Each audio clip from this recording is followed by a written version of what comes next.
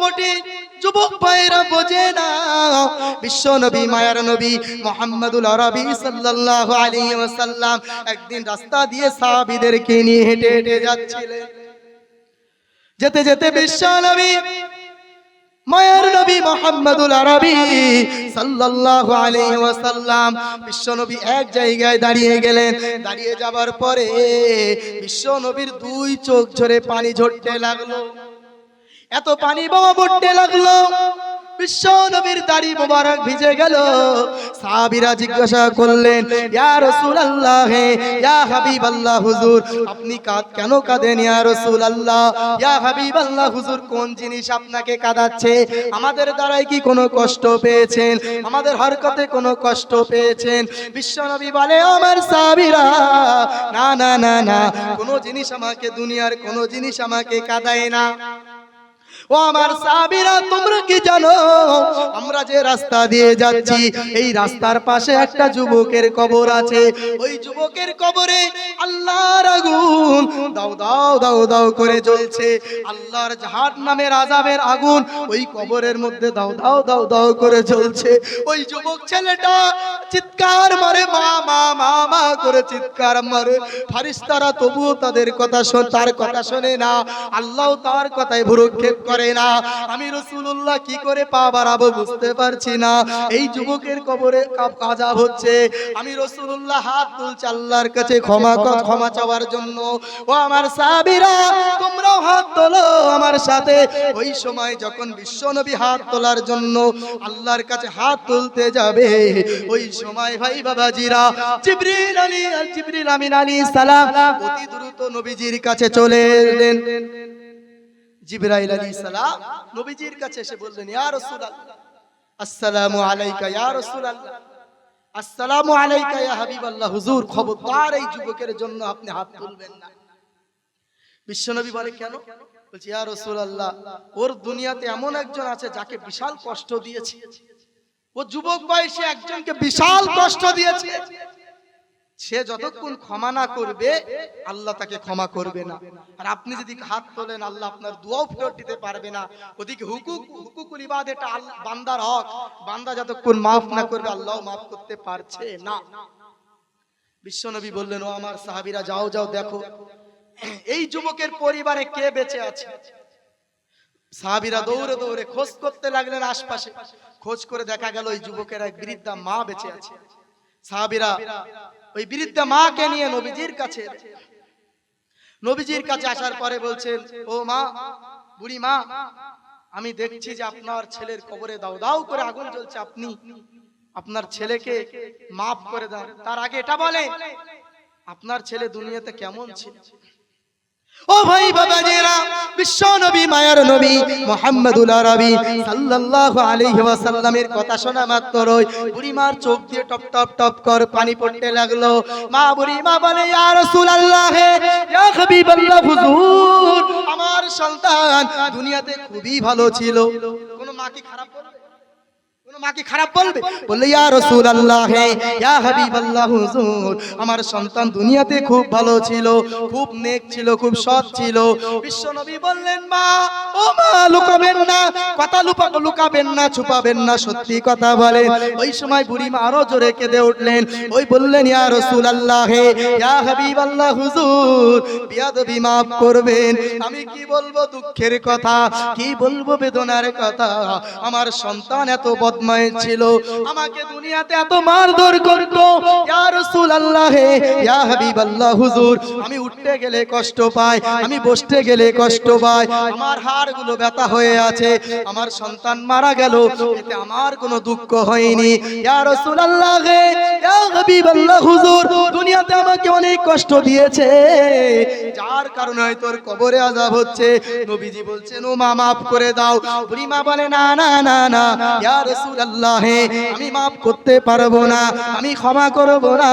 ও ভাই বাবাজিরা, বিশ্ব নবী হাত তুললেন, ও আল্লাহ দয়াময়, তুমি এই বুড়িমাকে এমন শক্তি দান করো, ওই বুড়িমা যাতে করে তার সন্তানের আযাবের কথাটা, তার সন্তানের উপরে যে আযাব হচ্ছে সেই আযাবটা যেন বুড়িমা বুঝতে পারে। কথা বলতে দেরি দোয়া করতে দেরি, কবুল করতে দেরি হলো না। ও ভাই বাবাজিরা, বুড়িমার কানে ভেসে এলো তার সন্তানের চিৎকার, মা মা মা মা, আমি আর থাকতে পারছি না। মায়ের অন্তর খুলে গেল, মায়ের অন্তর দরদি অন্তর, মায়ের অন্তর আর বুঝলো না, চিল্লায় উঠলো, আল্লাহ দয়াময় ও রহমান, আমার সন্তানকে আমি চিরতরের মতো মাফ করে দিলাম। ও ভাই বাবাজিরা, বুড়িমার মুখ থেকে যখন এই কথাটা বার হয়েছে, ও ভাই বাবাজিরা, কিতাবের মধ্যে এসে সঙ্গে সঙ্গে বিশ্ব নবীর মুখটা চমকে উঠলো। বিশ্ব নবী বললেন, ও মা বুড়িমা, আল্লাহ রাব্বুল আলামিন আপনার দোয়া করার সাথে সাথে সাথেই আল্লাহ দয়াময় তোমার ছেলের আযাবকে মাফ করে দিয়েছে। ওই জন্য বলি, দুনিয়াতে আমরা কত রকম অন্যায় করি, মা বাপের পিছনে লাগি, ওই মায়ের পিছনে লাগি যেই মা আমাদের গর্ভধারণ করেছে। বিশ্ব নবী, মায়ার নবী মুহাম্মদুল আরবি সাল্লাল্লাহু আলাইহি ওয়াসাল্লাম বলেছেন, সিল উম্মাকা সিল উম্মাকা সিল উম্মাকা সুম্মা আবিকা।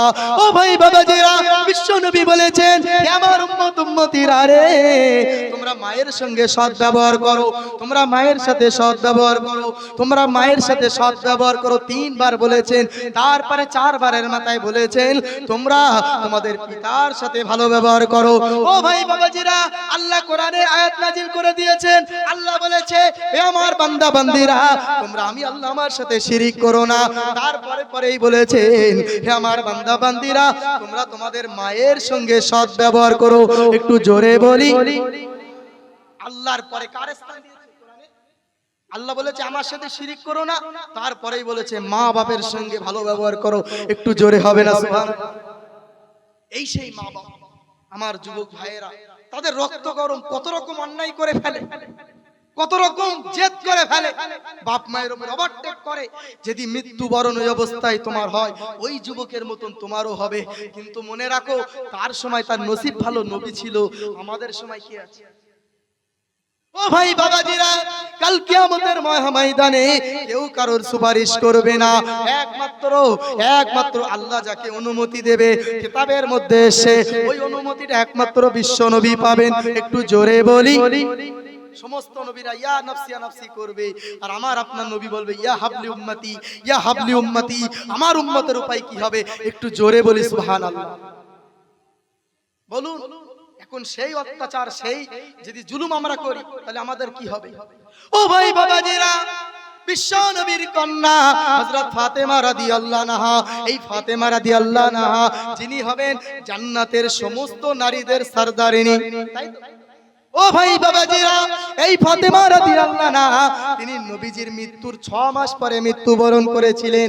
ফাতেমা রাদিয়াল্লাহু আনহা যেদিন মারা যাবেন, তার স্বামী হযরত আলীকে ডেকে বললেন, ও আমার প্রাণের স্বামী আলী রাদিয়াল্লাহু আনহু, আমি তো আপনার কাছে জীবনে কিছুই চাইনি, আমার চাওয়া দুনিয়াতে কিছুই হলো না আপনার কাছে, কিন্তু হ্যাঁ হ্যাঁ, আমার আব্বাও তো দুনিয়া থেকে চলে গিয়েছে, আমার আব্বাও দুনিয়াতে আর বেঁচে নাই যে আমি তার কাছে কিছু চাইবো। আমি তো আমার আব্বার পরে আপনাকে স্থান দিয়েছি। ও আমার স্বামী আলী, আমি আপনার কাছে কয়েকটা জিনিস চাই, আমি কয়েকটা জিনিস আপনার কাছে আবদার করি। আমার প্রথম নম্বর চাওয়া হলো, আমি যখন মারা যাব, আমার রাতে দাফন দিবে কেউ যেন না জানতে পারে।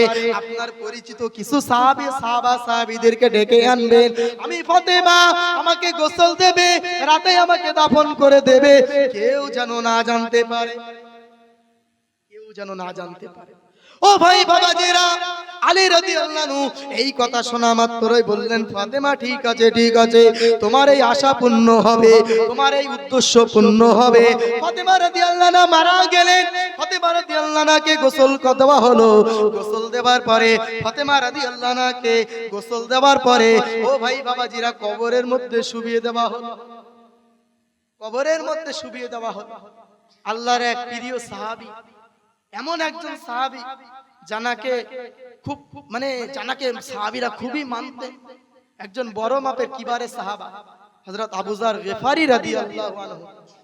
ইনি এনার জীবনটা অধিকাংশ একাকী কাটিয়ে দিয়েছেন। একটু জোরে বলি, কেননা নবীজি একটা হাদিস আছে না, যে এই জীব এবং গুপ্তাঙ্গ হেফাজত করলো, আমি নবী তার জান্নাতের দায়িত্ব নিলাম। একটু জোরে সরে বলি, এই আবু যার গেফারি রাদিয়াল্লাহু আনহু এই জবান দিয়ে যেন উল্টোপাল্টা কোনো কথা না বার হয়, মানুষের সঙ্গে যেন বেশি কথা না বলতে হয়, তার জন্য একাকী বেশি পছন্দ করতেন।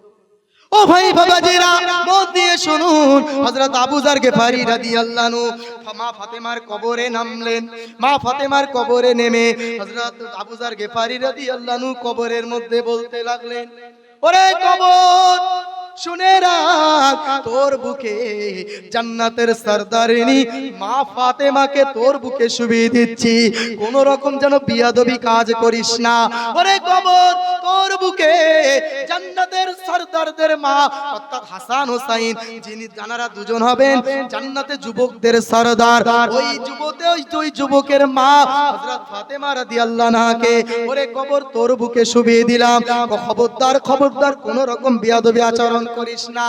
ওরে কবর, ওই নবী মায়ার নবী মুহাম্মদুল আরবি সাল্লাল্লাহু আলাইহি ওয়াসাল্লাম জানার জন্য দুনিয়া, জানার জন্য সবাই, ওরে কবর সাবধান হয়ে যা, সেই বিশ্ব নবী মায়ার নবীর প্রিয় কন্যা ফাতেমাকে তোর বুকে শুবিয়ে দিলাম।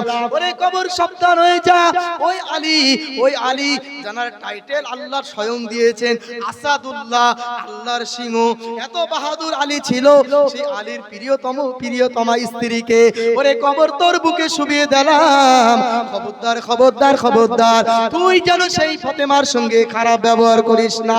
ও ভাই বাবাজিরা, কবর থেকে আওয়াজ এলো, ওরে আবু যার শুনে রাখো, জেনে রাখো, ওরে আবু যার জেনে রাখো, শুনে রাখো, আমি কবর কে নবীর বেটি চিনি না, কে হাসান হোসাইন জান্নাতের সরদারের মা আমি চিনি না, কে আলীর বিবি ফাতেমা আমি চিনি না, আমি কবর চিনি কার আমল কত ভালো।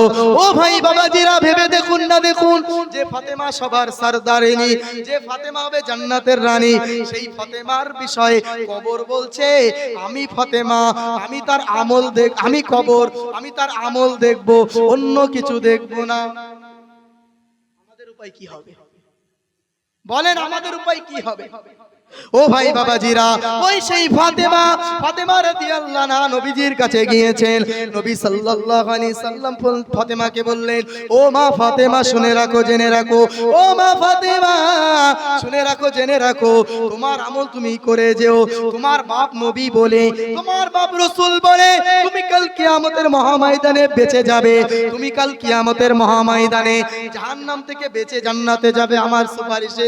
না না না, ও মা ফাতেমা শুনে রাখো, জেনে রাখো, সেই দিন কেউ কারোর হবে না, আমিও কারোর সাহায্য করতে পারবো না, তোমার কোনো সাহায্য করতে পারবো না। ও ফাতেমা নিজের চিন্তা নিজে করে যেও। ও ভাই বাবাজিরা, ওই ফাতেমা রাদিয়াল্লাহু আনহার কথা বলছি। একদিন একজন মহিলা ফাতেমার কাছে এসে, ও মা ফাতেমা কিছু দান করো। ফাতেমার কাছে এসে একজন মহিলা এসে বলছে, গরিব মহিলা ফাতেমা আমাকে কিছু দান কর। ওই সময় ফাতেমা রাদিয়াল্লাহু আনহা নিজের বাপের বাড়ি যাওয়ার জন্য যেরকম মহিলারা সুন্দর করে কাপড় চোপড় গুছিয়ে রাখে, নতুন কাপড় চোপড়, ওই রকম তোলা কাপড় ফাতেমা রাদিয়াল্লাহু আনহার একটা ছিল। ওই যখন ওই মহিলা ফাতেমা রাদিয়াল্লাহু আনহার কাছে কিছু চাইলেন, ফাতেমা রাদিয়াল্লাহু আনহা সঙ্গে সঙ্গে ওনার ওই ভালো কাপড়টা, ওই দামি কাপড়টা, ওই তোলা কাপড়টা ওই গরিব মিসকিন অসহায় মহিলাকে দিয়ে দিলেন। একটু জোরে বলে। ও ভাই বাবাজিরা, কেননা ফাতেমা রাদিয়াল্লাহু আনহা শুনেছিলেন, নবীজি বলেছেন, হাদিসের মধ্যে এসেছে, বুখারী শরীফের হাদিস, তুমি যেটা তোমার জন্য পছন্দ করো, তুমি তোমার ভাইকে যেটা দেবে তার থেকে উত্তম, বা তুমি যেটা পছন্দ করো সেটাই তুমি দাও। তুমি তোমার কাছে দুটো একটা করকরি নোট আছে, একটা ছেঁড়া নোট আছে, তোমার কাছে পাওনাদার এসে তুমি করকরি নোটটা নিজের পকেটে রেখেছো আর ছেঁড়া নোটটা তোমার ওই ভাইকে দিয়েছো, এটা ঈমানের পরিচয় না, এটা ঈমানের পরিচয় না। ঈমানের পরিচয় হলো তোমার ওই করকরি নোট লোকে দিয়ে দাও। একটু জোরে হবে না? এটাই হলো ঈমানের পরিচয়। বিশ্বনবী বলেছেন, তোমার জন্য যেটা পছন্দ করবে সেটা তোমার পরের ভাইয়ের জন্য পছন্দ করবে। ভালো লেগ পিসটা তুমি পছন্দ করছো আর গোশের টুকরোটা তোমার ভাইকে দিয়ে দিচ্ছ, এটা কোনো ঈমানের লক্ষণ হতে পারে না, পারবে না, কখনোই পারে না। ও ও ভাই বাবাজিরা, মন দিয়ে শুনুন, মন দিয়ে জেনে রেখে দেন, এই দুনিয়াটা হলো একটা মোহ, একটা খেলনার জায়গা। এই দুনিয়াটা আল্লাহ রাব্বুল আলামিন এই দুনিয়াটা একটা খেলার জায়গা ছাড়া আর কিছুই বলেন নাই। এই দুনিয়ার মূল্য আল্লাহর কাছে কিছুই নয়। একটা মাছ, একটা মশার, একটা মাছির ডানার যেমন মূল্য, আল্লাহর কাছে এই দুনিয়া তার চেয়েও বেশি অমূল্যহীন। একটা মাছির ডানা মানুষের কাছে কত মূল্য, তার থেকেও বেশি মূল্যহীন এই দুনিয়ার পিছনে আমরা দৌড়দৌড়ি করছি, এই দুনিয়ার রং তামাশায় আমরা মেতে আছি। ও ভাই বাবাজিরা, আল্লাহ রাব্বুল আলামিন কোরআনের মধ্যে বলেছেন সূরা বাকারা, যুইয়িনা লিন-নাস হুব্বুশ শাহাওয়াত মিনান নিসাই ওয়াল বানিন ওয়াল কনাতির। আল্লাহ রাব্বুল আলামিন বলেছেন যে এই দুনিয়াটা হলো একটা খেলনার জায়গা, আর কিছুই নয়। যুইয়িনা লিন-নাস, মানুষদের জন্য দুনিয়ায় পরীক্ষা স্বরূপ কি কি রেখে দিয়েছেন? হুব্বুশ শাহাওয়াত, মনের চাহিদা, আপনার অন্তরে যা যা চাহিদা পড়ছে এসব দুনিয়ার জন্য। ওই রকম ভাই ওয়াল বানিন, ওই রকম ভাই বানিন, সন্তান সন্ততি আপনার পরীক্ষার জন্য, তাদের কিভাবে আপনি মানুষ করবেন, তাদের কিভাবে আপনি দুনিয়াতে চালাবেন, এসব আপনার পরীক্ষার জন্য দিয়েছে। ওই রকম খেতি বাড়ি, গাড়ি ঘোড়া, সম্পদ, সোনা রূপা, সব কিছু আল্লাহ রাব্বুল আলামিন দুনিয়ার পরীক্ষা স্বরূপ দিয়েছে।